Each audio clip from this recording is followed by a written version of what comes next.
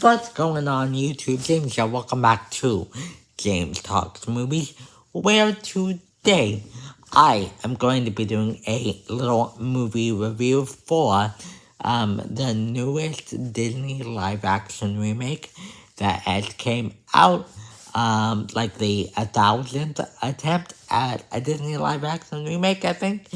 Not really, but they have made a lot of live action Disney remakes. But this time around, it's a remake of one of the more classic Disney films, animated films. However, it's actually the most classic animated Disney film or animated film in general, because it's actually a remake of the first ever full-length animated film, Snow White and the Seven Dwarfs. However, this film does take the Seven Dwarfs title out and is just called Snow White. I have no idea why they do that, but I do know that this movie stars Rachel Zegler as Snow White, Gal Gadot as the Evil Queen, and Andrew Belknap as a kind of Prince Charming type character within the film named Andrew. And going into this movie, I was excited watching the trailers. I thought it had a good bit of style within it. It seemed like I really like Rachel Zegler as an actress. I think she's really good. And she's just really genuine in interviews and stuff like that. So I really like her personally as an actress. And I just think that I really like Snow White, the original. So I was kind of excited to see what they would do with it. But on the flip side, I was a little nervous going into it as well, because this film, just like all the other types of films nowadays, and the Disney live action remakes in general, this film has been been thrown at with a bunch of controversy from Rachel Zegler herself, to the dwarf's CGI look, to the dwarfs not being played by real actors with dwarfism, to the early reactions saying that Gal Gadot is not even that good as the Evil Queen, and a lot of other things that kind of made me nervous, because just like a lot of people, I do think that there are some good Disney live action remakes, but also a lot of stinkers thrown into the mix with the Disney live action genre. So, hearing all this controversy and kind of the negative to kind of mixed reactions on the movie, just made me hope and wish that Waiting on a Wish, in fact, you'll get the reference if you've seen the movie, Waiting on a Wish, that this movie is actually really good, and that it was a pleasant surprise. But was it? Let's see.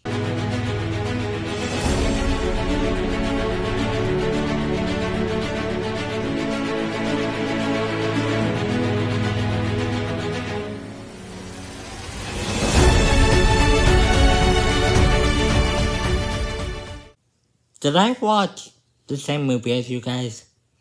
Because it seems like a lot of people are hating on this movie. And honestly, I do not know why. My personal opinion, just to get right into what I think about this movie, is it is actually pretty good. I actually really enjoyed this movie. Lots of the problems that most people have in the movie, I didn't have all that much. I of course have my own gripes with the movie, nitpicks or whatnot that I will get into.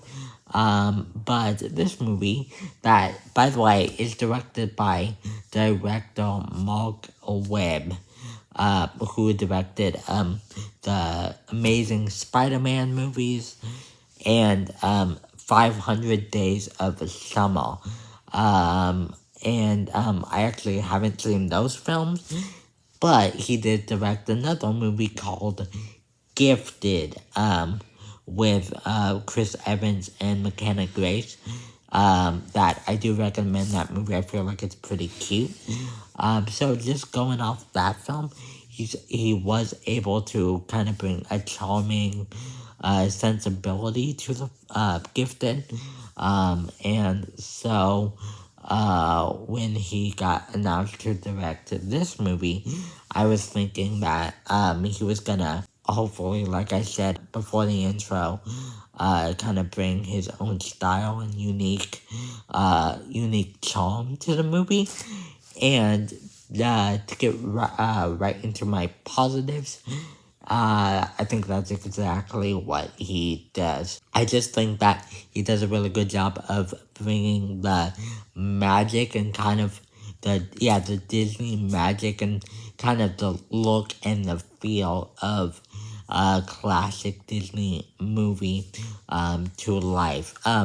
Just the whole look of the movie is it's kind of more fantasized and Disney-like, and just like with bright colors and over saturized lighting here and there, but it's not too bad to where it's like distracting to the eye. I think it actually looks pretty beautiful, especially matched with the costume design that I think is very well done, and also the cinematography that just has a big wide scope to it that makes the movie very cinematic.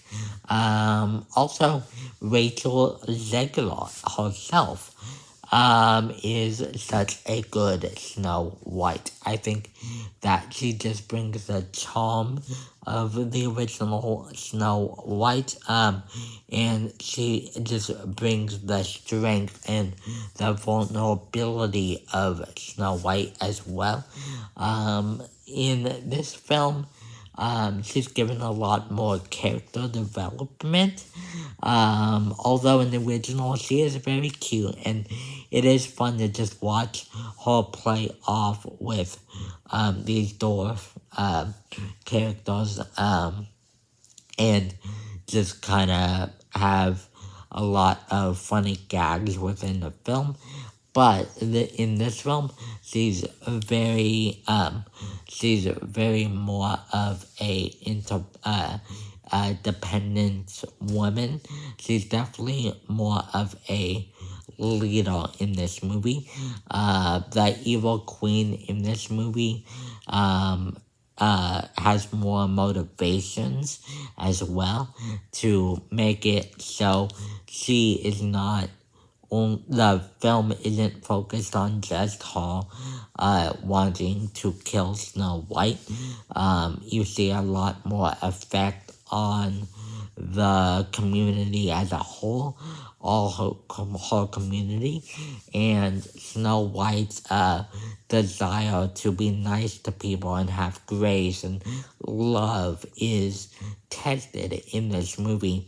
And I just think that original trait of Snow White having love and grace and a charm to her from the original kind of being built upon in this movie because of the situations that this kingdom, whole kingdom is kind of going through, is actually pretty cool. Now, Andrew Bonap, like I mentioned, is in this movie, as well as a character named Andrew.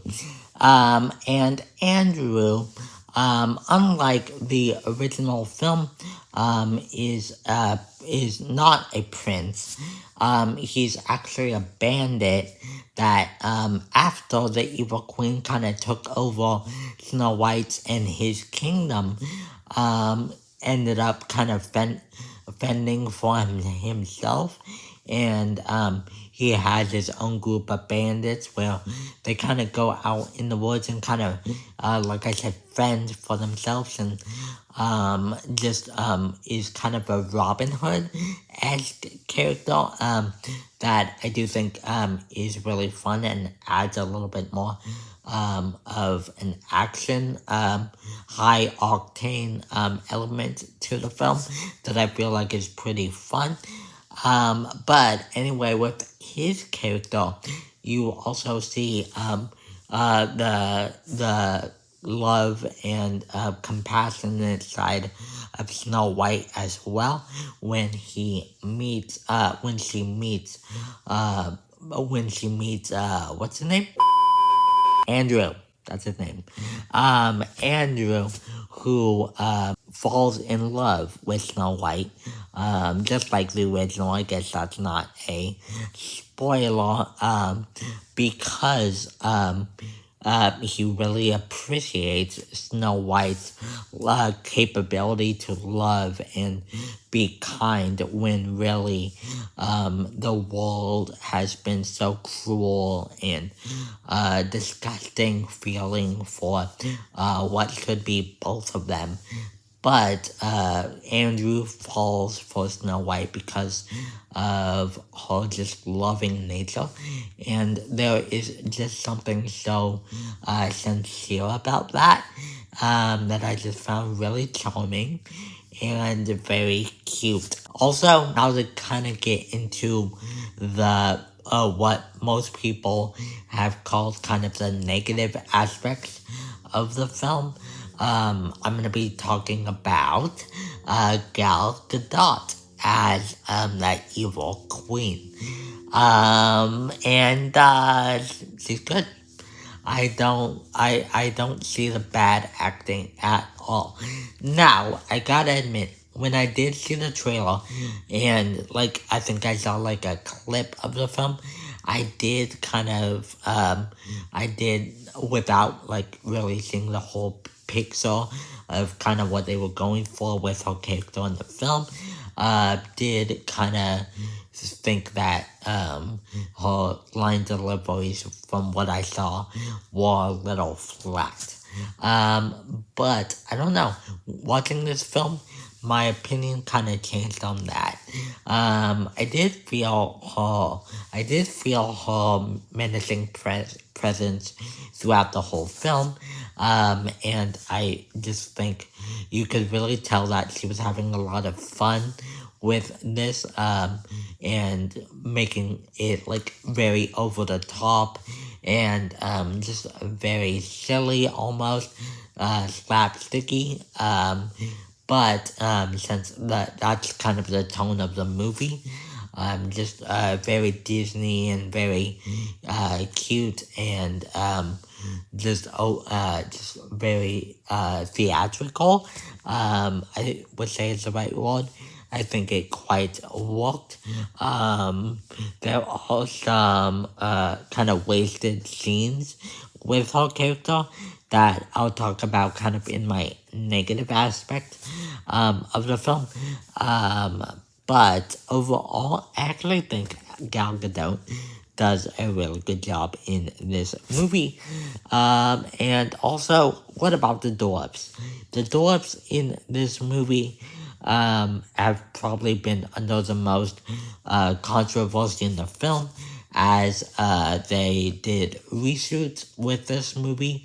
There were bandits in the movie that are kind of side characters in the final film, but the bandits, who are the side characters, were kind of going to be the replacements for the dwarfs in the movie, but because of the backlash that they got when they kind of announced that, they did reshoots and kind of replace them with these CGI dwarfs, which for the most part, people have been already complaining that they weren't using real life actors with dwarfism to play these parts. But then, on top of that, the CGI that they used for the dwarfs was very uncanny valley and definitely not as realistic and good looking as a lot of people expected it to be. And I was the same way. Watching the trailers and kind of seeing the images of these CGI dwarfs, I thought that they kind of looked creepy. They did look creepy. There were some scenes here and there where I thought they looked okay. But again, I didn't really want to judge them until I saw the final film and kind of how they got into action within the film. Actually, before the movie, I did jokingly for myself call this movie Snow White and the Seven Little Creeps, because I did think that they did, like I said, look a little uncanny valley. But I actually also like Gal Gadot. I gotta admit, I don't think they are that bad. Now, I do see the clunky CGI from time to time. They do have some moments where I can kind of see the clunkiness in the CGI here and there. But overall, I actually think they look pretty good. The facial expressions for all the characters are very well rendered and defined. Definitely making sure that they have their set apart, unique, and iconic personalities showcased on their face, but also with their voice. The voice actors that they get for these characters are really, really good and definitely bring all the characters to life. And not to mention the writing also for the dwarfs, I feel like is really good. You get a lot of funny gags in the movie that are part of the original, as well as some new funny gags and jokes written for just this film as well. And I just feel like that the writing for the dwarfs kind of helped bring that original charm to the movie as well. Also, in the original, we kind of have some minor character development for the dwarfs that is minor but also pretty cute. And we get the same in this film, which is not exactly completely the same. We kind of get some new lore and thoughts and feelings from some of these characters, and especially with the character of Dopey, which I did know. I'm not gonna spoil it, but I did kind of know what they were kind of gonna do with Dopey's character going into the film, but I didn't really know where it was gonna go. And I do think that lots of the all of the dwarfs character arcs, including Dopey's, is very well defined, and it's just a lot of fun and very cute. And also, side note, also the CGI on the animals as well is very fun and very cute. Definitely, if you're an animal lover, you can't go wrong with this film because there are some big, cute, fun animals. And in this film, and there's a lot of them, and they just bring that animated, a non-realistic kind of aspect to these creatures as well, where we get to see them dancing and they have really big facial expressions, and it's just what I would call this film in general charming. All the new songs in here are very well done. I almost forgot to mention the lots of the choreography for all the musical numbers that they need choreography for is very well done and defined. Although that the new songs aren't like the most memorable Disney has to offer in recent years, I do think that it's definitely one of the better songs to come out of most of the Disney live action remakes, and it definitely solves the story quite well. As for my negatives on the film, like I mentioned before, yes, there are some moments in the film that you can kind of see the clunkiness on the CGI of the doors, although that is not, at least for me, the biggest problem within the film. For the most part, I think, like I said, they look pretty good. I think my main issues of the film is I feel like for a musical, like I mentioned just a little bit ago, the new songs on in this movie that is written by Patrick and Paul from D.R. Evan Hansen and The Greatest Showman fame is really good in here, including the renditions from the original film of Hi Ho and Whistle While You Walk. But I do feel like this film had too much singing in the film.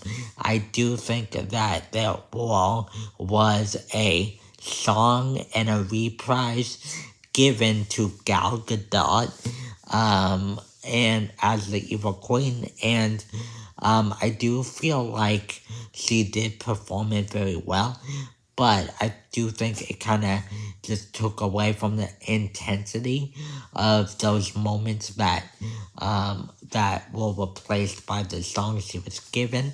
It wasn't the most memorable song either, so I do feel like a little bit of time was wasted with singing that wasn't really needed, as well as the climax of the film.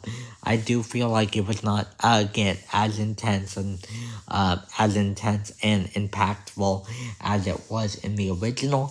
It kind of felt kind of rushed, but overall, it did not really take away from the overall charm of the film. But I do think that there are just little moments where I do wish we got a little bit more intensity from the Evil Queen and intensity with the finale of the film in general. But like I said, overall, a very charming film. But anyways, guys, that is just what I think of Snow White 2025. Let me know all your thoughts of the movie down below. Are you one of those guys that didn't like it? And if so, why didn't you like it? Or on the flip side, why did you actually think it was pretty good like me? Let me know all your thoughts in the comment section down below. I would love to hear all your thoughts so we can have a nice discussion in the comments about this film. Also, if you have any movie suggestions for me, let me know them in the comment section down below as well, so that maybe I can check them out and tell you my opinion if a movie is worth watching or not. Thank you guys so much for watching. Don't forget to like and subscribe. Hit that bell notification after you subscribe so you can be notified every time I upload a new video. Thank you guys so much for watching once again, and I will see you guys next time. Goodbye.